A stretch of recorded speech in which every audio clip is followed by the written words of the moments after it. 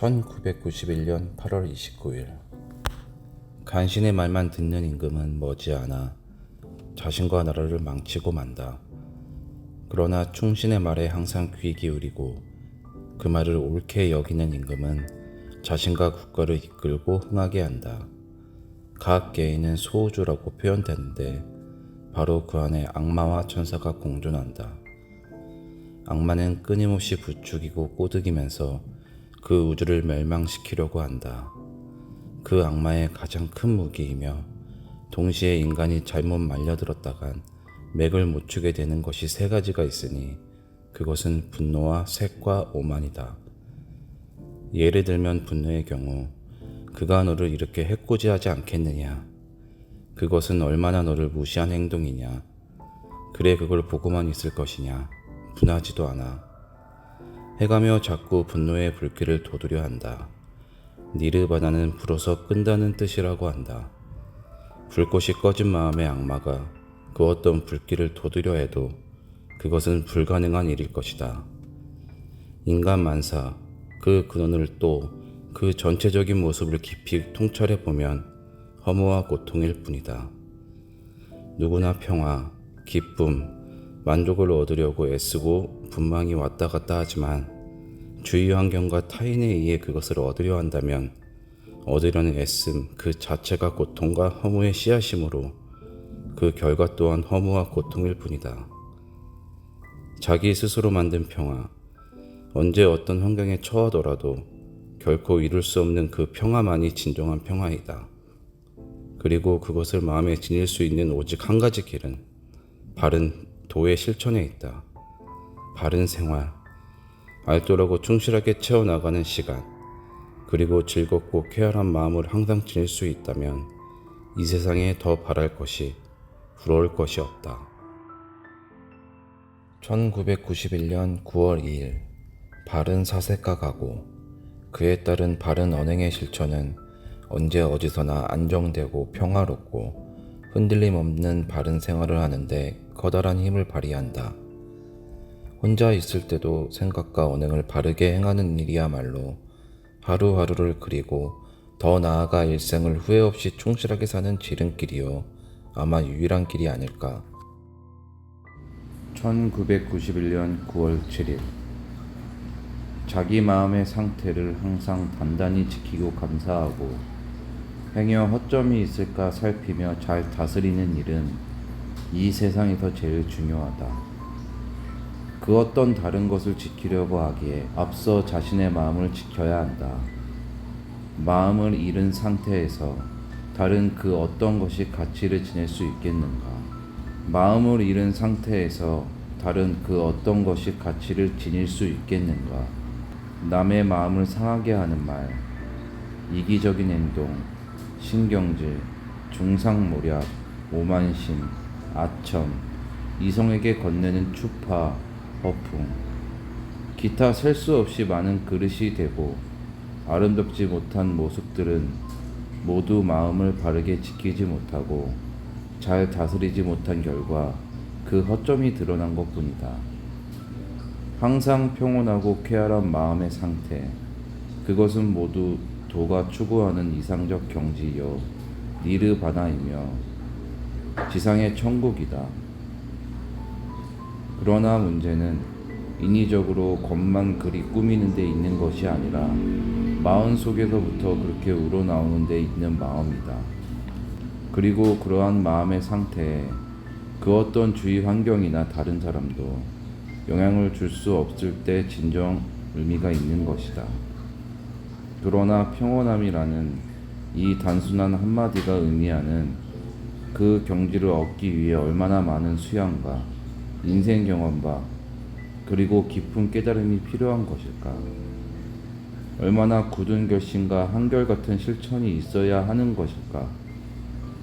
바른 생활은 그 자체가 생애 최대의 목표인 동시에 그러한 생활 자체가 최상의 즐거움이어야 한다. 그 자체를 즐기고 거기서 그 무엇과도 바꿀 수 없는 정도의 기쁨을 느낄 수 있어야 한다. 눈에 보이는 것과 보이지 않는 것, 달리 말하면 정신과 물질의 바른 관계는 무엇일까? 이 관계가 바로 잡혀야 세상이 바로 잡힌다. 선물을 주고받는데도 먼저 마음의 정성스러운 뜻이 전달되는 것이 가장 중요하다. 뇌물은 우선 주고자 하는 뜻부터 잘못되었으니 말할 것도 없고 아무렇게나 한 포장은 성의가 없는 마음을 드러낸다. 예를 들어 대관식이 있다고 하자. 그 행사의 화려함 자체가 나쁜 것은 아니다. 그러나 그 화려함이 과연 그 국가가 처한 여러 환경, 경제 사정, 국민의 기대에 맞는 화려함인가? 이것이 먼저 고려되어야 한다. 왕관에 얼마나 많은 다이아몬드가 박혔는가가 중요한 것이 아니라 그 주기가 어떠한 주기인지가 중요하다. 많은 사람은 살상하고 그 피와 눈물 위에 열리는 축하식인가? 아니면 국민의 진정 축복하고 따뜻한 마음으로 바라보는 연애인가? 또 왕관을 받는 그 주인공의 마음 자세는 어떠한가? 자만에 가득 차 있는가? 아니면 위대한 경륜을 펼 희망과 봉사정신으로 충만해 있는가? 눈에 보이는 것보다는 그 뒤에 드러나지 않는 것이 더 중요한 것이며 눈에 보이는 것은 보이지 않는 정신의 드러남일 뿐이다. 그리고 이 정신이 바르고 아름다울 때 그때만이 그 해당 돈이 물질이 진정한 의미를 지니게 되는 것이다. 우리가 가지고 있는 본능, 좋아하고 싫어함, 욕망 등등은 자기 자신보다도 남을 위해 필요한 것이고 또 그래서 우리에게 주어진 것인지도 모른다. 이웃을 위하는 마음과 실천은 인류사회의 가장 바람직하고 숭고한 이상일진데 어떻게 하는 것이 이웃을 위한 길인지 모르면 어찌 되는가. 자기가 남에게 바라는 바와 같이 남에게 해주고 자기가 남에게 바라지 않는 것은 남에게도 행하지 않는 이 기준은 바로 우리의 본능과 욕심이기에 미루어 알 수 있고 이웃에 대한 바른 판단의 기준이 되는 것이다. 그리고 어찌 보면 이것만이 유일하고 틀림없는 판단 기준이 될 것이다. 공자 말씀에도 나의 돈은 하나로 꿰뚫었다고 했고 공자 가르침을 대표하는 인에 대한 뜻도 바로 여기에 있다. 자기 자신을 언제나 남의 입장에 두고 살펴보라. 이것이 바로 인이다. 인생이라는 도도한 물결이 흐르는 계곡에 서서 그 흐름을 지켜본다. 그리고 한 가지를 느낀다. 저 흐름은 그 누구의 뜻과도 상관없이 진행되고 있다는 것을 그 흐름 속에서 일단 몸을 던지고 나면 인간은 그 흐름을 따라 흐르던지 또는 자기의 알량한 뜻대로 바꾸기 위해 계속 발버둥치든지 둘 중 한 가지 자세를 택한다. 그 어떤 쪽을 택하든지 간에 인간은 그 흐름을 의도한 코스로 바꿀 순 없다. 다만 차이가 있다면 흐름에 순응한 사람은 비교적 평온한 삶을, 그렇지 않은 사람은 비참하고 고통스러운 삶을 살 것이다. 그러나 두 사람 다 깨달음의 결론은 같을 것이다. 즉 도도한 생의 흐름 앞에 인간은 무기력하고 속수무책인 존재라고.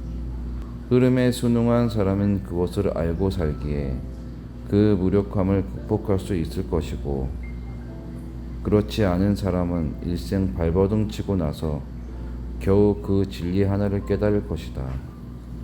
진리를 일찍 깨달은 사람은 잘 알고 있다. 자기 항해의 순풍이나 역풍이나 모두 자기 뜻과 상관없이 진행되고 있다는 것을. 그래서 역풍 시에는 불평 없이 묵묵히 인내의 도를 마음에 품고 살아가고 순풍일 때는 방종과 자만과 독선적인 모든 악의 마음을 스며들지 않도록 겸손함을 마음에 간직하고 삼가며 살아간다. 천명을 깨닫고 그것에 만족하고 즐기는 마음가짐이 되었을 때 사람은 근심을 하지 않게 된다.